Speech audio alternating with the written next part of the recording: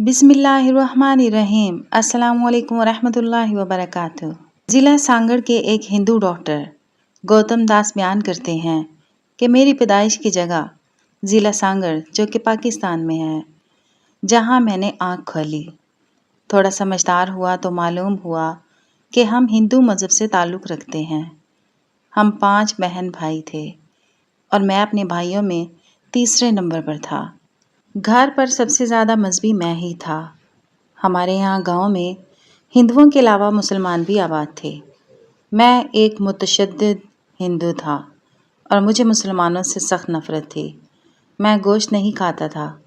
ہر چیز سے نفرت میری گھٹی میں شامل ہو گئی جو مسلمانوں کو مرغوب تھی۔ میں باقاعدہ اپنے ہندو دوست اکٹھے کرتا اور ہفتے میں ہم 2 بار خوب اہتمام سے مندر جایا کرتے۔ اسی دوران میں نے گورنمنٹ ہائی اسکول سانگڑ سے میٹرک کر لیا۔ میٹرک میں اچھے نمبر حاصل کیے تو حیدرآباد کے کالج میں داخل ہو گیا۔ یوں کامیابی کا سفر جاری رہا۔ آخر میں نے میڈیکل کی تعلیم مکمل کر لی۔ پڑھائی کے مزید 5 سال مکمل کر کے میں جام شورو میں ہاؤس جاب کرنے لگا۔ والد صاحب کی وفات کے بعد میں نے گاؤں میں کلینک کھولنے کا فیصلہ کر لیا۔ اسی دوران میرا ایک دوست ایک دن میرے پاس آیا اور کہا کہ کراچی میں امراض قلب کے ہسپتال میں ملازمیں موجود ہیں، تم بھی ساتھ چل کر قسمت آزماؤ۔ میں نے انکار کیا، مگر دوست کا اصرار اتنا بڑا کہ میں انکار نہ کر سکا اور کراچی پہنچ گیا۔ یہاں دوستوں نے میرا فارم بھی جمع کرا دیا۔ میں نے احتجاج کیا کہ میں گاؤں میں کلینک کھولنا چاہتا ہوں، لیکن انہوں نے میری ایک نہ مانی۔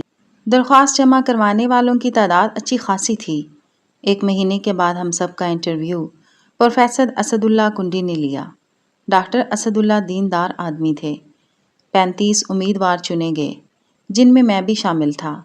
پروفیسر صاحب نے میری تعلیمی کارکردگی کو سراہا اور کہا کہ اسپتال میں چلے آئیے۔ میں نے انکار کرتے ہوئے کہا کہ گاؤں میں کلینک کھولنا چاہتا ہوں، لہٰذا آنے کا تو سوال ہی پیدا نہیں ہوتا۔ دوسرا مسئلہ یہ ہے کہ میں یہاں رہوں گا کہاں؟ یہ تو دوستوں نے فارم زبردستی جمع کرا دیا، ورنہ میرا کوئی ارادہ نہیں تھا۔ پروفیسر صاحب نے کہا، آپ ہماری پیشکش ذہن میں رکھیے گا، آپ کے پاس وقت ہے۔ میں بالکل نہیں جانتا تھا کہ مہلت دینے میں اللہ تعالیٰ کی کیا حکمت تھی۔ بہرحال میں واپس جا کر ہاؤس جاب کرنے لگا۔ جب میری ہاؤس جاب کا 11واں مہینہ چل رہا تھا تو اتفاقاً میں کراچی گیا اور پروفیسر صاحب سے تفصیلی نشست ہوئی۔ انہوں نے فیصلہ کن انداز میں پوچھا، آپ کو آنا ہے یا نہیں؟ اگر نہیں آ سکتے تو ہم یہ جگہ کسی اور کو دے دیں گے۔ میں انکار کر کے ہسپتال سے باہر آیا۔ وہیں میرے گاؤں کا ایک دوست مل گیا۔ میں نے جب اسے بتایا کہ جاب ملتی ہے مگر رہائش کا مسئلہ ہے تو وہ بولا، رہائش میں دوں گا، تم میرے ساتھ ہی رہو۔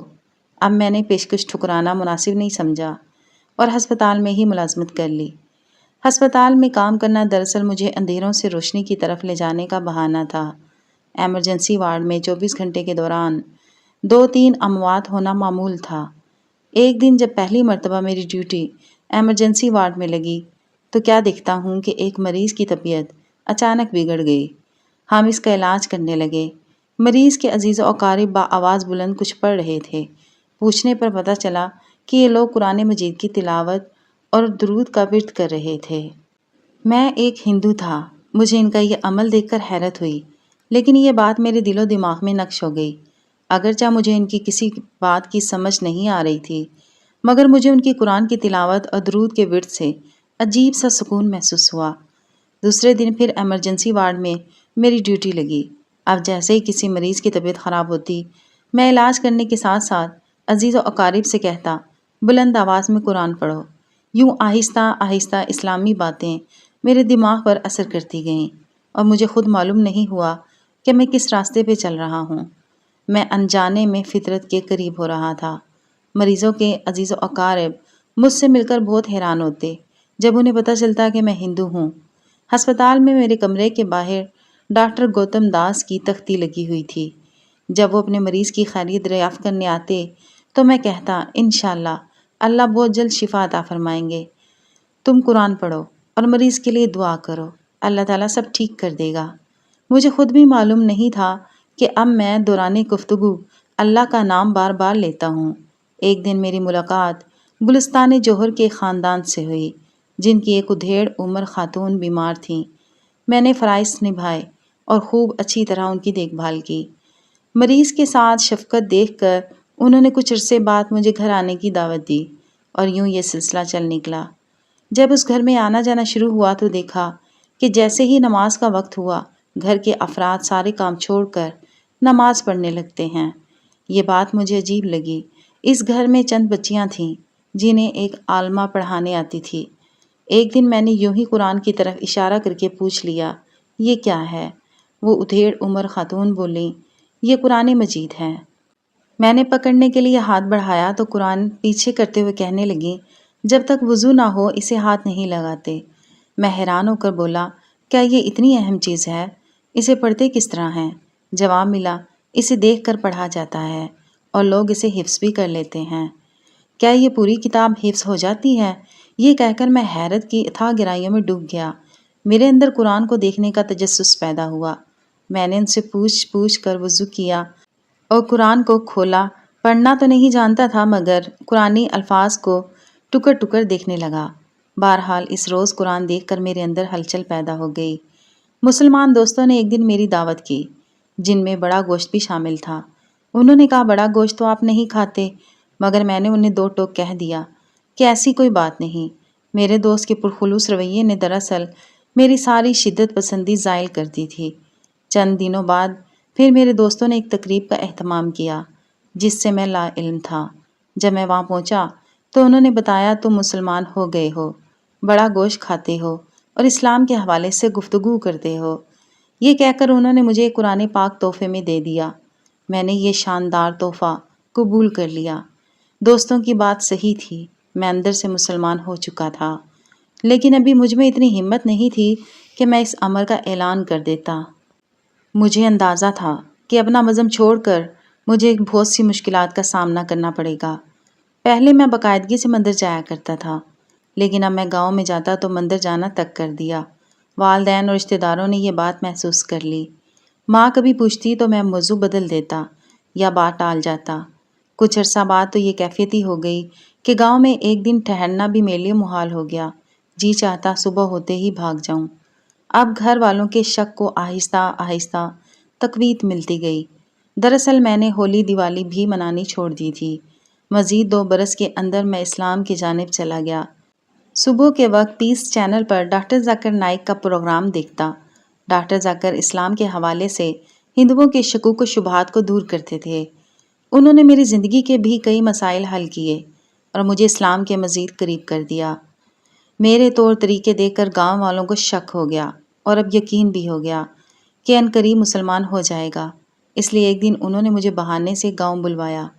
وہاں مجھے بطور سزا کے ایک کوٹری کے اندر بند کر دیا گیا۔ پھر ہر طرح سے کوشش کی گئی کہ میں دوبارہ ہندو ہو جاؤں۔ اس دوران تشدد کے حربے بھی آزمائے گئے۔ وہ دن میرے لیے سخت آزمائش کے تھے۔ مختصر، میں کسی نہ کسی طریقے سے بھاگ کر کراچی پہنچ گیا۔ اب میرے لیے میدان کھلا تھا۔ میں اسلام میں پورا داخل ہونا چاہتا تھا۔ چند لوگوں نے کہا، بیوی بچوں کی طرف لوٹ جاؤ، مگر اسلام چھوڑنا میرے لیے موت کے برابر بن گیا۔ ایک دن کراچی کے معروف دینی ادارے میں ایک مفتی صاحب کے ہاتھوں میں نے اسلام قبول کیا۔ وہ میری زندگی کے ناقابل فراموش لمحات تھے۔ مفتی صاحب نے پوچھا، آپ کیا محسوس کر رہے ہیں؟ تو میں نے روتے ہوئے جواب دیا، آپ اپنا ہاتھ کھولیے۔ انہوں نے ہاتھ کھولا۔ میں نے کہا، اگر اس میں روٹی رکھ دی جائے تو کتنا وزن ہوگا؟ جواب، میلا نہ ہونے کے برابر۔ میں نے کہا، مفتی صاحب، ایسی ہی کیفیت میری ہے۔ میں خود کو روئی سے بھی ہلکا محسوس کر رہا ہوں۔ یہ حقیقت تھی۔ مجھے یوں لگ رہا تھا جیسے میرے جسم سے تمام بوجھ ہٹ گئے ہوں۔ اسلام سچا دین پا کر مجھے اب کسی کی پرواہ نہ تھی۔ میں نے بھائیوں، بیوی، بچوں اور ماں کو چھوڑ کر خود کو اسلام کی آغوش میں دے دیا۔